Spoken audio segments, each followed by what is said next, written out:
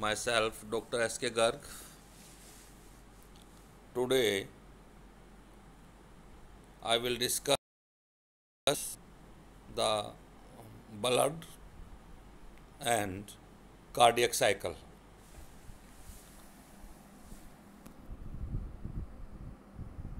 Cardiac cycle से पहले ये कार्डियक साइकिल क्या है, किसको कहते हैं, इससे पहले हमें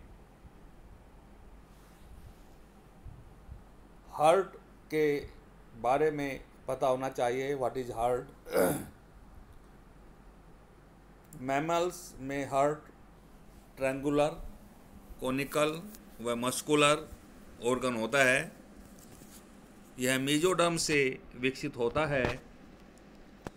मनुष्य में हार्ट का वेट लगभग 300 ग्राम होता है।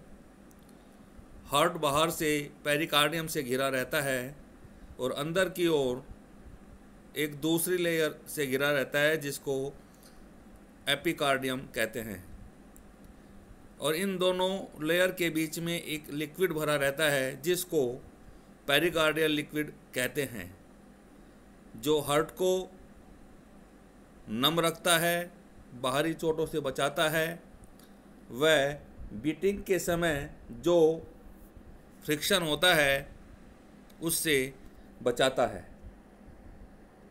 मैंने अभी आपको बताया था कि यह लेयर से घिरा रहता है। बाहरी लेयर, मैंने आपको बताया था अभी, बाहरी लेयर को क्या कहते हैं? पेरिकार्डियल। और दूसरे जो अंदर की लेयर होती है उसको बोलते हैं एपिकार्डियम, दिस वन। और इन दोनों के बीच में ये जो स्पेस है that is called as pericardial cavity, this one. ये दोनों के बीच के जो स्पेस होता है पेरिकार्डियल कैविटी। और मैंने बताया था आपको, इसके अंदर एक प्रकार का लिक्विड भरा रहता है जो हार्ट की सुरक्षा करता है। उसके बाद एक्सटर्नल स्ट्रक्चर। मैमल्स का जो हार्ट होता है उसमें 4 चैम्बर होते हैं। इसके अगले चौड़े भाग में 2 ओरेकल और पिछले सक्रिय भाग में 2 वेंट्रिकल पाए जाते हैं। इस प्रकार से हम देख सकते हैं। से for example, this is heart, this is 4 chambered heart, this is left Oracle, this is right Oracle, this is left ventricle और दिस इज राइट वेंट्रिकल। इस प्रकार से 4 भागों में बटा होता है जो आकार में भिन्न होते हैं। राइट वेंट्रिकल लेफ्ट वेंट्रिकल से छोटा होता है क्योंकि वेंट्रिकल की जो सेप्टम होती है वो थोड़ा तिरछी होती है और ओरेकल की दीवार कम मस्कुलर होती है क्योंकि इससे रुधिर को पंप करने में आवश्यकता नहीं होती, जबकि वेंट्रिकल की दीवार अधिक मस्कुलर होती है। उनमें भी बाएं वेंट्रिकल की जो वॉल होती है वो थोड़ा मोटी होती है क्योंकि बाएं वेंट्रिकल से पूरे शरीर में ब्लड को पंप किया जाता है। मनुष्य में राइट ओरिकल में एक महाशिरा खुलती है जो शरीर के विभिन्न भागों से इम्प्योर ब्लड मतलब डीऑक्सीजनेटेड ब्लड लेकर के आती है। इसी प्रकार से जो लेफ्ट ओरेकल होता है उसमें हमारे लंग्स से एक वेसल्स आती है जो प्योर ब्लड को लेकर के आती है, उसका नाम होता है पुल्मोनरी वेन। राइट वेंट्रिकल में पुल्मोनरी आयोटा निकलता है जो अशुद्ध ब्लड को लंग्स में ले जाता है। उसी प्रकार से लेफ्ट वेंट्रिकल से एक कार्टिकोसिस्टेमिक आयोटा निकलता है जो ब्लड को संपूर्ण शरीर में पंप करता है। पुल्मोनरी आर्च व कार्टिकोसिस्टेमेटिक आर्च की ओपनिंग पर सेमीलूनर वाल्व होती हैं जो ब्लड फ्लो को कंट्रोल करती हैं, वह ब्लड फ्लो को वापस वेंट्रिकल में नहीं जाने देती। एक ही मैंने यहाँ पर डायग्राम आपको दिखाने के लिए लिया है, it is ventral surface of heart. आप इसको देख सकते हो।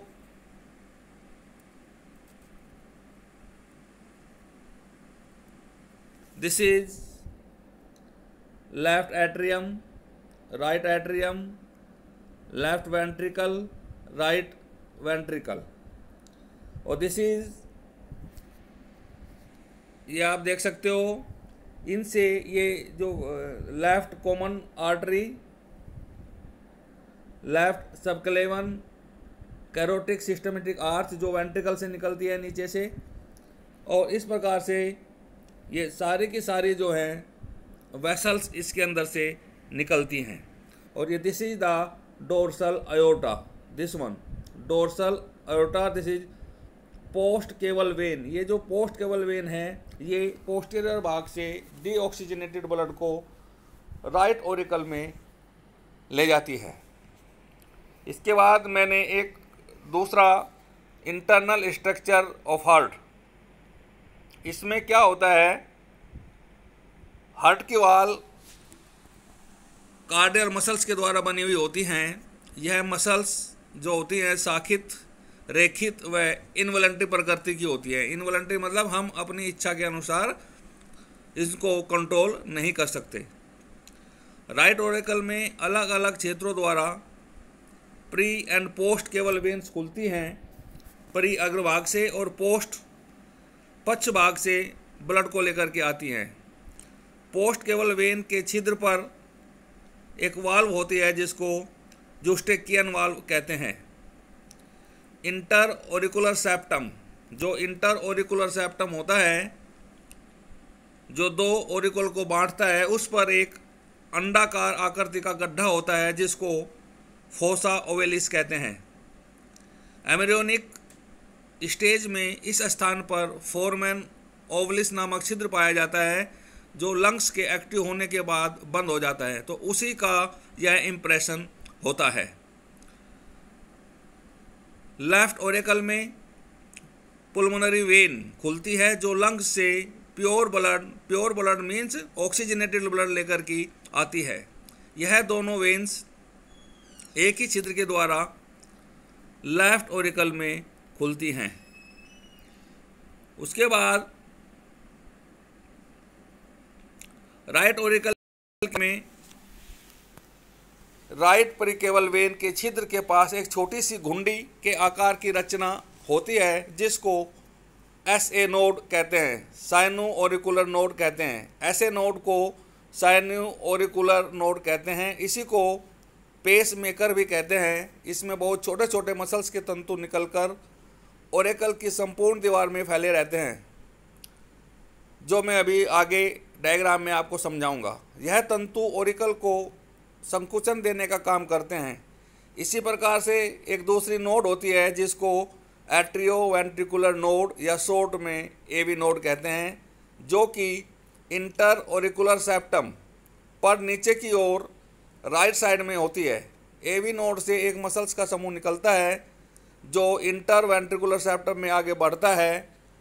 राइट ओरिकल ओरिकुलो वेंट्रिकुलर एपर्चर के द्वारा राइट वेंट्रिकल में खुल जाता है, जिस पर वाल्व पाई जाती हैं और उनको ट्राइकप्सिड वाल्व कहते हैं। इसी प्रकार से लेफ्ट ओरिकल में लेफ्ट वेंट्रिकल में खुलता है, जिस छिद्र के द्वारा खुलता है उसको ओरिकुलो वेंट्रिकुलर अपर्चर कहते हैं, और इस छिद्र में बाइकप्सिड या इसी को मिट्रल वाल्व कहते हैं पाई जाती हैं।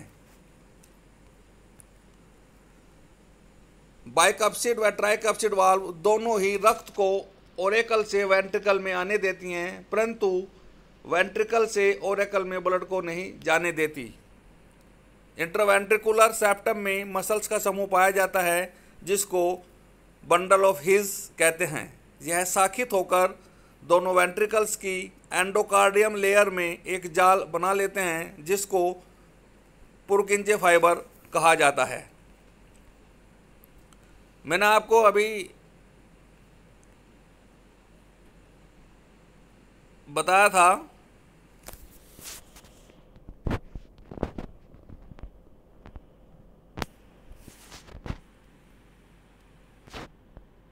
डायग्राम के माध्यम से आप इसको समझ सकते हैं। This is the diagram of heart which showing different chambers and valves. अलग अलग चैम्बर्स और अलग अलग वाल्व्स को ये दिखाता है, आप देख सकते हो। This is left ventricle, right atrium, left atrium, और मैंने जो आपको बताई थी लेफ्ट ओरेकल और वेंट्रिकल का जो छिद्र होता है उसमें बाइकप्सिड या इसको मिट्रल वाल्व कहते हैं, ये पाई जाती हैं। दूसरे जो राइट ओरेकल एंड वेंट्रिकल के बीच में जो वाल्व होती है उसको ट्राइकप्सिड वाल्व कहते हैं। और ये जो सेमिलुनर वाल्व हैं ये कहाँ पाई जाती हैं? जो लेफ्ट ओरेकल से ब्लड निकल के लेफ्ट ओरेकल वेंट्रिकल में, तो वेंट्रिकल से जो वेसल्स निकलती हैं राइट से और लेफ्ट वेंट्रिकल से जो निकलती हैं वेसल्स, उनके ऊपर सेमिलुनर वाल्व पाई जाती हैं। This is right ventricle. तो इस प्रकार से आप इसको समझ सकते हो। उसके बाद जो मैंने अभी आपको नोड्स के बारे में बताया उसका भी यहाँ conducting system of the heart, SA and AV nodes, bundle of His and Purkinje fibres. तो ये पूरा डायग्राम है उसका शो करते हुए, ये आप देख सकते हो अच्छी तरीके से। तो दिस इज एसे नोड, मैंने बताया था ये this is the essay node, और एस ए नोड, और ऐसे नोड से फाइबर्स निकलते हैं। और ये दूसरी कौन सी होती है? ए बी नोड्स, और इसके बंडल्स ये नीचे की तरफ निकल जाते हैं, जिसको ये वाल्व्स यहाँ पर रहती हैं ट्राइकप्सिड, और ये बाइकप्सिड वाल्व्स यहाँ पर रहती हैं। और उसके बाद ये जब नीचे निकल जाते हैं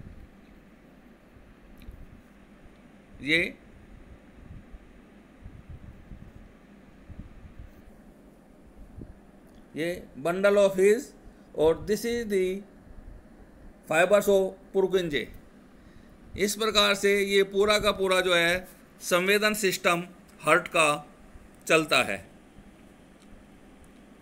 उसके बाद मैंने एक डायग्राम और यहाँ पर आपके समझाने के लिए लिया है, arrows shows flow of blood, जो ब्लड को समझाते हैं कि किधर से किधर ब्लड जाता है। आप इसमें अच्छी तरह डायग्राम में देख सकते हैं।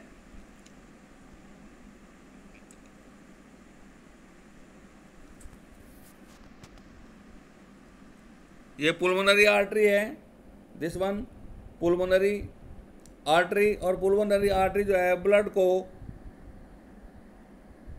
ले जाती है लंग्स में।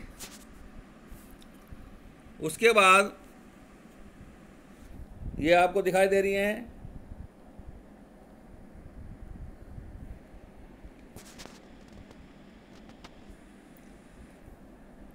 Head arms and upper arms को, दिस वन, ये, और this is pulmonary vein, this one, ये पुल्मोनरी वेन है। पुल्मोनरी वेन कहाँ से आती है?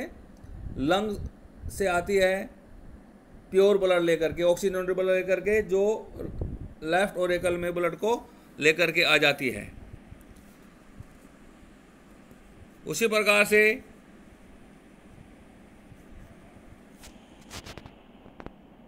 ये inferior vena cava, this one inferior vena cava, ये ब्लड को राइट एट्रियम में लाती हैं। तो इस प्रकार से ये पूरा का पूरा जो है डायग्राम आप इसको अच्छी तरीके से समझ सकते हो। इसके बाद मैंने आपको पूरे हार्ट की सिचुएशन, हार्ट की पोजीशन, हार्ट का स्ट्रक्चर, इसके बारे में सब कुछ आपको बता दिया है। उसके बारे में अब आगे कार्डियक साइकिल। हार्ट एक नियमित या रिदमिक संकुचन को बीटिंग ऑफ हार्ट कहते हैं। प्रत्येक बीटिंग में 2 फेज होती हैं। फर्स्ट फेज को सिस्टोल कहते हैं, जिसमें हार्ट में कॉन्ट्रैक्शन या संकुचन होता है, और सेकंड फेज में डायस्टोल या रिलैक्स ऑफ हार्ट होता है, जिसमें हार्ट पूर्व की स्थिति में आ जाता है। सिस्टोल फेज में ब्लड हार्ट से विभिन्न अंगों में ले जाने वाली ब्लड वेसल्स में पंप किया जाता है, जबकि डायस्टोल में विभिन्न अंगों से रक्त लाने वाली वेसल्स अपना रक्त हृदय में डालती हैं। हार्ट पंप की तरह काम करता है। हार्ट के विभिन्न भागों की बीटिंग एक नियमित क्रमिक अवस्थाओं में होती है, जिसको कार्डियक साइकिल कहते हैं। In other words we can say the cyclic repetition of various changes in the heart from one beat to the next beat is known as the cardiac cycle. Cardiac cycle का time कितना होता है ये आप अच्छी तरह से समझ लीजिए। एक कार्डियक साइकिल में जितना समय लगता है उसको कार्डियक साइकिल टाइम कहते हैं। सामान्य स्थिति में एक मनुष्य का हार्ट लगभग 75 बार 1 मिनट में धड़कता है।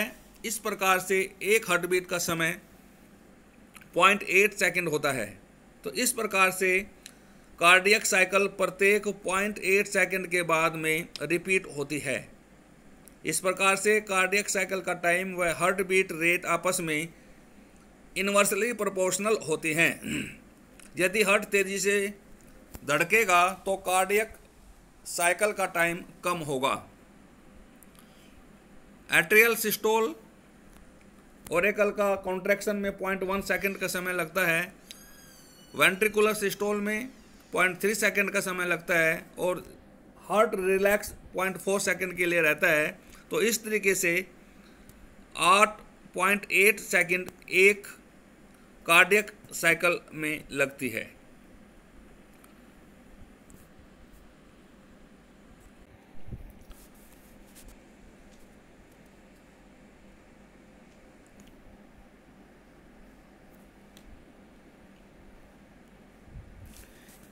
एक कार्डियक साइकिल को निम्न स्टेजेज में वर्गीकृत किया गया है। जैसे नंबर 1 एट्रियल सिस्टोल, जिसमें ओरेकल का संकुचन होता है। प्रथम चरण में सबसे पहले दोनों ओरिकल रुधिर से पूरी तरीके से भर जाते हैं। राइट ओरिकल में प्री व पोस्ट केवल से अशुद्ध रक्त तथा लेफ्ट ओरिकल में पुल्मोनरी वेन्स के द्वारा प्योर ब्लड इकट्ठा हो जाता है। दोनों ओरिकल्स में ब्लड पूरी तरीके से भर जाने के बाद ओरेकल कंस्ट्रक्शंस की क्रिया प्रारंभ होती है। इसके लिए जैसा कि मैंने आपको बताया था, ऐसे नोड से कॉन्ट्रैक्शन के लिए वेव उत्पन्न होती है जो ओरेकल की वॉल्स में फैल जाती है और उसके बाद दोनों ओरिकल्स एक साथ संकुचित होते हैं, जिसको ओरेकल संकुचन कहते हैं, जिसके कारण ओरिकल्स का आयतन कम हो जाता है, परंतु इनमें ब्लड का दबाव, ब्लड का प्रेशर बढ़ जाता है। और जब ब्लड का प्रेशर बढ़ता है तो ओरेकल और वेंट्रिकल लेफ्ट और राइट के बीच में जो वाल्व्स होती हैं, ट्राइकस्पिड व बाइकस्पिड वाल्व दोनों खुल जाते हैं अधिक प्रेशर होने के कारण, जिस कारण से लेफ्ट ओरेकल का रक्त लेफ्ट वेंट्रिकल में व राइट ओरेकल का ब्लड राइट वेंट्रिकल में आ जाता है। इस प्रक्रिया में 0.1 सेकंड का समय लगता है।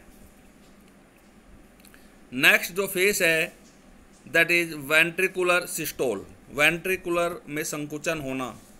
तो ओरिकल का संकुचन के बाद जब ओरिकल का संकुचन पूरा हो जाता है, कंट्रक्शन पूरा हो जाता है, तब ऐसे नोड से संवेदना सेंसेशन एवी नोड जो वहीं नीचे की ओर स्थित होती है उसको भेज दिया जाता है, जिससे यह नोड उत्तेजित होकर अन्य कंट्रक्शन की वेव्स उत्पन्न करती है और यह तरंग बंडल ऑफ हिस एवं फाइबर ऑफ पुर्किंजे, जो मैंने अभी पिछले डायग्राम में आपको समझाया था, के द्वारा संपूर्ण वेंट्रिकल की दीवारों में पहुंचाई जाती है। इससे दोनों वेंट्रिकल एक साथ कॉन्ट्रैक्ट होना शुरू हो जाते हैं।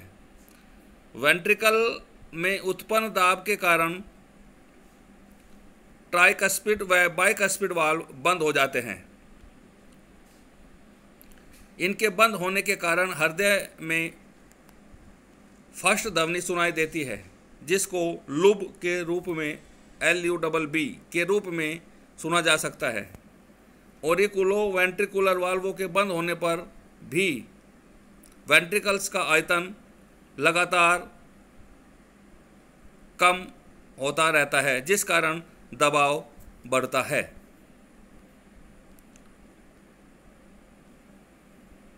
नॉर्मल फिजियोलॉजिकल स्थिति में लेफ्ट वेंट्रिकल से अधिकतम दाब 115 से 125 mmHg तथा राइट वेंट्रिकल में 25 से 30 mmHg उत्पन्न होता है।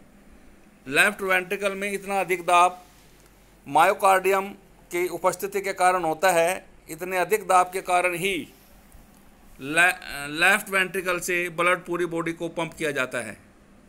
वेंट्रिकल में अधिक दाब होने के कारण ही पुल्मोनरी आर्टरीज व कार्टिको-सिस्टेमिक आयोर्टा के निचले सिरे पर उपस्थित सेमी लूनर वाल्व खुल जाते हैं, जिससे वेंट्रिकल से ब्लड इन वेसल्स में चला जाता है।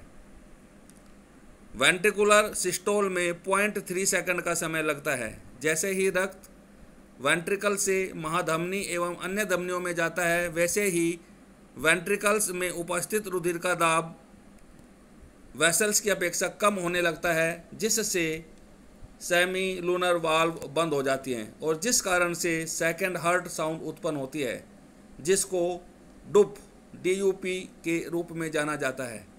तो सेकंड साउंड उत्पन्न होना वेंट्रिकल के कॉन्ट्रैक्शन का अंत तथा वेंट्रिकल का रिलैक्सेशन शुरू होने का संकेत है। तो वेंट्रिकल्स के कॉन्ट्रैक्शन के समय ओरेकल व वेंट्रिकल्स के वाल्व्स बंद रहते हैं, क्योंकि इस समय वेंट्रिकल में ओरेकल की अपेक्षा रक्त का दाब अधिक होता है। तो इस स्थिति में ओरेकल रिलैक्सेशन की स्टेज में होते हैं तथा ब्लड वेसल्स से ओरेकल्स में प्रवेश करता है। थर्ड जो स्टेज है that is ventricular diastole, ventricular का रिलैक्सेशन। वेंट्रिकुलर संकुचन के बाद में वेंट्रिकल में रिलैक्सेशन की स्थिति आती है, जिससे इसका वॉल्यूम बढ़ता है और वेंट्रिकल का वॉल्यूम बढ़ने के साथ इसमें रक्त का प्रेशर कम होने लगता है, जिससे ओरेकल वेंट्रिकुलर वाल्व बाइकप्सिड या ट्राइकप्सिड खुलने की स्थिति में होते हैं, जिससे ब्लड ओरेकल से वेंट्रिकल में आता है। रिलैक्स्ड वेंट्रिकल में रक्त का दाब ओरेकल एवं वेसल्स में उपस्थित दाब से कम होता है। तो संपूर्ण हार्ट के रिलैक्सेशन में 0.4 सेकंड का समय लगता है। हार्ट में रिलैक्सेशन के बाद में या डायस्टोल के बाद पुनः कार्डियक साइकिल शुरू हो जाती है, जिसमें ओरिकल कॉन्ट्रैक्शन की फेज फिर से आती है। ये टाइम ऑफ कार्डियक साइकिल मैंने इसमें एक डायग्राम इसमें बनाया है। Number phase heart is relaxed, AV valves are open, ये इसमें है। तो दूसरा जो फेस है दैट इज एट्रियम कॉन्ट्रैक्शन। इसमें दोनों की वाल्व जो होती हैं, ये जो वाल्व हैं दोनों बाइकप्सिड और ट्राइकप्सिड वाल्व ओपन हो जाती हैं और इनका ब्लड जो है वेंट्रिकल में जाता है। इसमें 0.1 सेकंड का समय लगता है। उसके बाद ये आपको देख लीजिए थर्ड, इसमें सिस्टोल। ये जो सिस्टोल है, सिस्टोल मतलब कॉन्ट्रैक्शन, वेंट्रिकल का कॉन्ट्रैक्शन, जो कि वेंट्रिकुलर कॉन्ट्रैक्शन होता है, इससे ब्लड कहाँ पर प्रवेश करता है?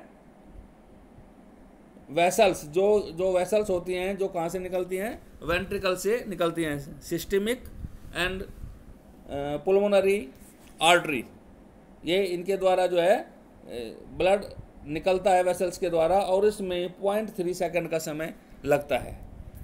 उसके बाद 0.4 सेकंड पूरा हार्ट रिलैक्स स्थिति में रहता है और इस प्रकार से इस पूरे साइकिल में, कार्डियक साइकिल में 0.8 सेकंड का समय लगता है। उसके बाद एक होता है double circulation.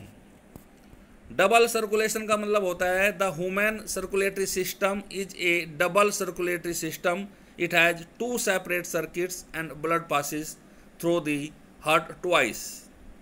Number one is the pulmonary circuit is between the heart and lungs, हृदय और फेफड़ों के बीच में एक सर्किट होता है। दूसरा सर्किट होता है the systemic circuit is between the heart and the other organs. तो किसी भी ऑर्गन को रक्त की सप्लाई करने के लिए जो रक्त है वो पहले 2 बार हार्ट में जाता है, उसके बाद किसी भी ऑर्गन को रक्त की सप्लाई होती है। तो डबल सर्कुलेशन का डायग्राम मैं आपको एक ये बहुत अच्छी तरीके से बनाया है, ये समझ लीजिए। This is right auricle, this is left auricle, this is right ventricle, this is the left ventricle. तो से फॉर एग्जांपल ये लीवर है, दिस इज द लीवर। तो लीवर को ब्लड सप्लाई करने के लिए जो लीवर है 2 बार ये उसमें जाता है। सेवन लीवर से ब्लड कहाँ जाएगा, यूज्ड ब्लड राइट ऑरिकल में, फिर यहाँ से ब्लड वेंट्रिकल, और राइट वेंट्रिकल से ब्लड कहाँ जाएगा, लंग्स में जाएगा। और लंग्स में जाने के बाद ये प्योर हो जाएगा, उसके बाद फिर ये लेफ्ट ऑरिकल में जाएगा, और लेफ्ट ऑरिकल से फिर ये लेफ्ट वेंट्रिकल में जाएगा, और उसके बाद जो है फिर यहाँ से ये लीवर को सप्लाई होगा।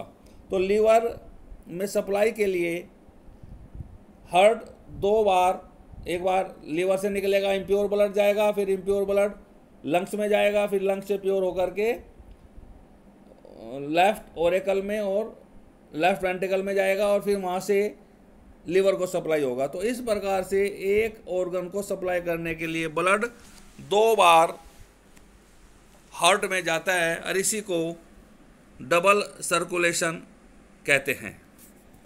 तो ये पूरा का पूरा मैंने कार्डियक साइकिल, हार्ट के स्ट्रक्चर के बारे में आपको अच्छे से समझाया है। Thank you very much.